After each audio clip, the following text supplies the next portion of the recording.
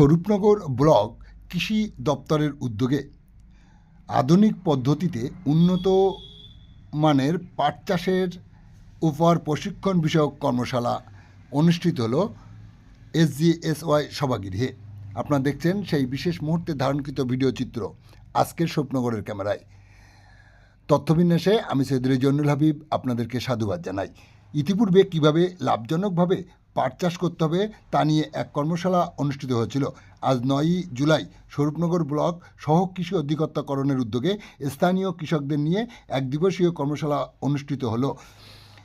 উপস্থিত ছিলেন স্বরূপনগর পঞ্চায়েত সমিতির সভাপতি অনসুয়া মণ্ডল, সাথে ছিলেন জনস্বাস্থ্য কর্মদক্ষ দুলাল চন্দ্র ভট্টাচার্য, শিক্ষা কর্মদক্ষ ব্রজগোপাল বিশ্বাস, দিলীপ কুমার মণ্ডল সহ কৃষি অধিকর্তা স্বরূপনগর ব্লক, অন্যান্য বিশিষ্টজনেরা। এই সময় শতাধিক কৃষক স্বরূপনগরের নানা প্রান্ত থেকে এসে এই উন্নত পদ্ধতিতে পাট চাষের প্রশিক্ষণ শিবিরে উপস্থিত হন। তাদের সামনে পাট চাষের লাভজনক পদ্ধতি নিয়ে বিস্তারিত আলোচনা করেন সহ কৃষি অধিকর্তা দিলীপ কুমার মণ্ডল। কি বললেন তিনি শোনাবো আপনাদের। আমাদের সাথে থাকুন আর পরবর্তী আপডেট পেতে চ্যানেলটি সাবস্ক্রাইব করে পাশে থাকুন। স্থানীয় কৃষকদের নিয়ে এক দিবসীয় একটা প্রশিক্ষণের আয়োজন করেছেন আপনারা, কি বলবেন আসলে কেন?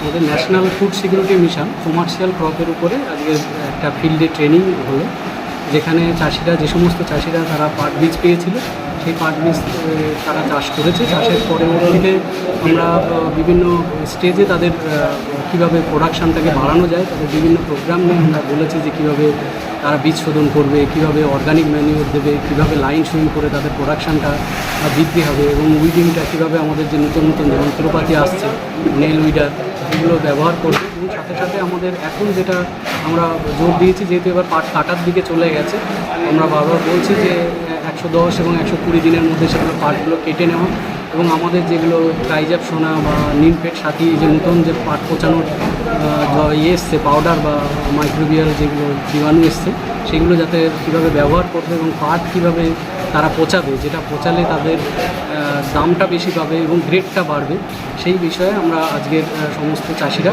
স্বরূপনগরের বিভিন্ন প্রান্ত থেকে তারা এসছে, এই বিভিন্ন প্রান্তের চাষিদের কাছে আমরা তাদের তুলে ধরলাম। তাহলে তারা তাদের প্রোডাকশানটাও বৃদ্ধি পাবে এবং তাদের গ্রেডের পরিমাণটাও বাড়লে তারা প্রোডাক্টিভিটিটাও বেশি পাবে এবং তারা পাট চাষে আরও বেশি আগ্রহী হবে। সেই বিষয়ে আমাদের কৃষি দপ্তরের পক্ষ থেকে, স্বরূপনগর কৃষি দপ্তরের পক্ষ থেকে আমরা তাদের কাছে উপস্থাপনা করলাম এবং তারা সেটা গ্রহণ করলো। গ্রহণ করার পরে আপনার নাম পরিচয় বলুন। আমার নাম দিলীপ কুমার মণ্ডল, সহ কৃষি অধিকর্তা স্বরূপনগর। ধন্যবাদ আপনাকে।